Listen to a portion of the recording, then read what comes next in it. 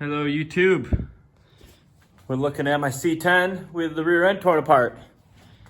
I am getting ready to fix this thing finally. I've been waiting on some parts. And normally I kind of tend to work on this thing and I don't ever film stuff and put anything on my YouTube channel. But I kind of figured maybe now is the time to, good of a time that I need to start and kind of show you what I'm doing with this thing.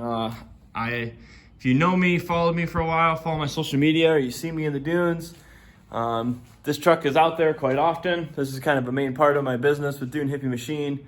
This is how I meet people for shock tuning. This is also how I kind of just show people what these things are capable of and also get work from it. So I constantly am driving this thing and constantly having it in the dunes, and with that, parts are always breaking on it. So kind of figured I'd do a little video today. Today we're working on a spool. I've got a broken spool. Actually, I've got a broken axle, which led to a broken spool, but we'll get into all that. So back here, this is my wall of parts and spares. If you see here, this is all stuff from my C10 here. Motors that we've ran and blown up. This one's been windowed. There's another one I think that's got a rod knock in. We've got a spare trans. Torque converters that we've tried or are wasted. Center sections. All the different gears that I've broken and ran. Actually, not even all of them. That's just 3 sets. There's another spool that I've broken before. Bunch of just different LS spare stuff. Motors that have been torn apart. Stock axles. Not everything up there is, I guess, parts spares for my truck, but it's maybe stuff, like those center chunks are out of a stock axle housing, like I have back here. So this is a Ford 9-inch, just a 70s Bronco Ford 9-inch that has been backbone trussed and then trussed up to some link mounts. But all originally it was OEM factory Ford 9-inch at one point in time. One of those third members came out. And now I run a strange nodular big bearing case to be able to hold a 35 spline spool. That's kind of the setup. It's a semi-float 9-inch still. I don't have a full floater. Disc brakes on it, some Chevy calipers, basic stuff, the big huge single piston style cheap calipers. And aside from that, nothing too crazy going on. Let's kind of get to what led to all this and why it's tore apart. If you see here, that is an axle shaft missing some teeth. I put a new ring and pinion in this thing a couple weeks ago, and when I did, I had pulled the axle shafts out, and there was a few teeth missing. I put a new ring and pinion in that spool, and got it all back together. Decided to slap it back together because axle shafts, I needed some new ones made. So I did that. Got driving the truck for a little bit, got these on order and got them made, and told myself I was just going to take it easy with the truck, not drive it too hard. I knew that the axle shaft was compromised, and I did that for a few weeks. Those new axle shafts actually ended up showing up, and I still hadn't broke it yet, but I then continued for about another 2, maybe 3 weekends, driving the truck in the dunes with that axle missing those teeth. Inevitably, until it was about a week and a half ago now, that I was giving some rides to some people, and that axle shaft let go the rest of the way. And as soon as it happened, I lost drive in the one side. This was the passenger side. This was the driver's side. As soon as I did that, it was one-wheel drive, so I drove it home with this one and tore it all apart, and ended up finding, let's see, it will be this side. In the process, I was gonna just swap my axle shafts, but I screwed my spool up. So maybe if it'll focus on that, you can kind of see that all those teeth, the beginning part of those teeth on that spool are all ripped out from this spinning in there. So needless to say, ordered another spool. That just showed up. It's in the other garage. So I'm gonna grab that diff and go to the other garage, and I gotta reset that brand new ring and pinion up with a new spool all over again. So all the bearings and everything are brand new in that thing. I'm gonna rerun them. I'm just gonna clean everything out and get everything installed. and then install these new axle shafts, and we should be back good and going again. So one of my issues, you can kind of see, these are 6 years old. So these are the original axle shafts that I've had in my truck forever. And you can see how much engagement I had on them. I wanted more engagement because there was actually about 1 5/8 inch gap in the middle of my spool that was kind of being wasted. And so I got some custom axle shafts made to specs I wanted, and I got these 3/4 inch longer. So there should be like an 1/8 inch gap in between these now when they're in that. Or actually, no, I said that wrong. There's a 1/4 inch gap, so I got them 5/8 longer. Nonetheless, I got them longer, so I should have this much engagement plus 5/8 more. So, bunch of info, bunch of rattling.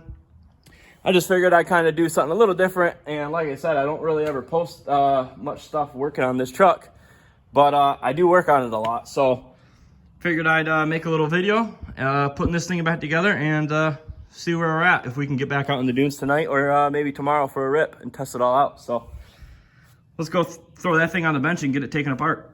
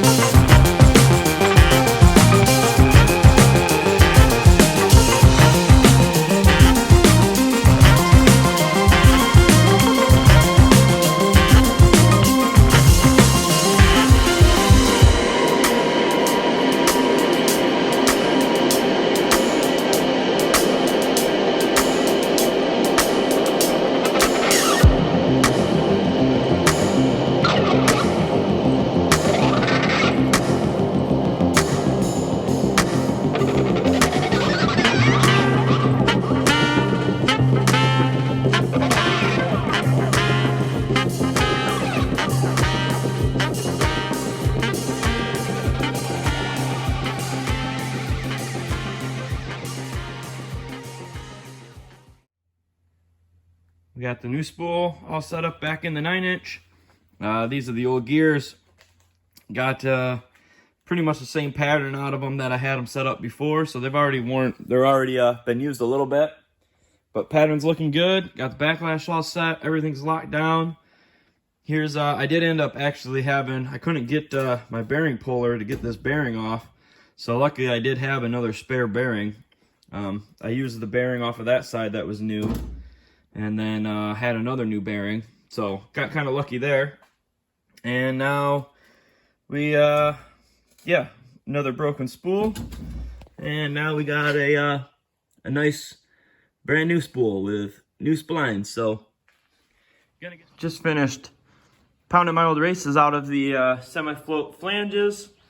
Got new races, new bearings on these new axles, so got those out. And now I'm gonna start working on, need to clean up, I always use some Right Stuff, like RTV gasket maker for my gasket. So anytime I take this out, you gotta get a razor blade, clean all that up. I'm gonna spray out the inside of it a little bit. Got some brake cleaner to spray it out and get any little metallic or axle splines that were in there out of there. And then yeah, reseal the third member, get it thrown back in there, and then we can put these axle shafts in, seat those bearings in the races, and start putting the thing back together. Be good to go. So just got to clean that up and get the third member all in.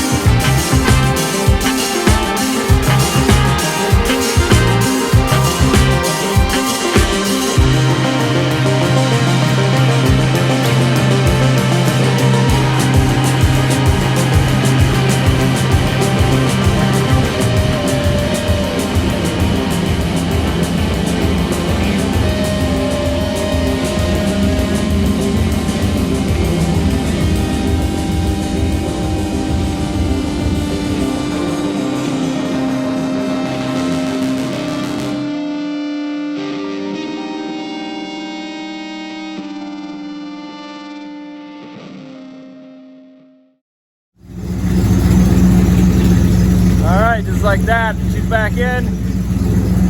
We're gonna have to go for a test to see if there's any leaks. But so far so good. Everything's spinning on there. Just got it on jack stands and just spinning it a little bit, letting it warm up. Get some oil all out to all the bearings, all the stuff. And one other thing I gotta take care of though before I can go out is I think the last time when I bent my grill, I hit a hill pretty hard, and I bent one of my steering links. I don't know exactly which one, but my tire's kicking out a little bit, so I'm gonna have to do a little adjusting on my dual swing setup and see if I can get that straightened out before I can go out for a rip.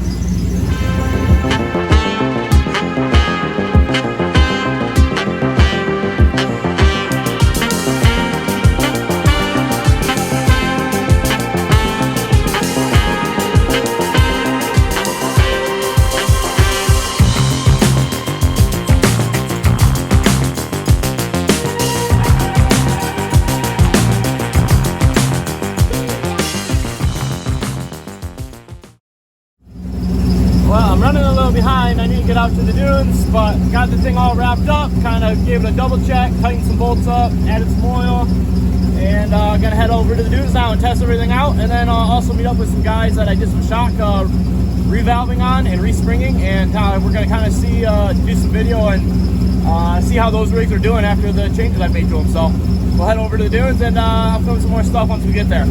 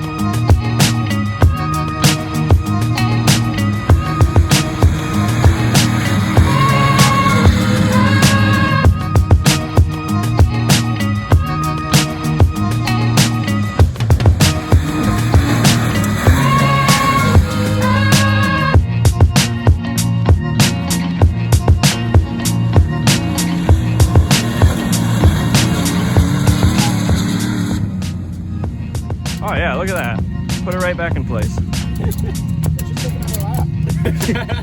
if you have another ratchet strap, I'd run another one.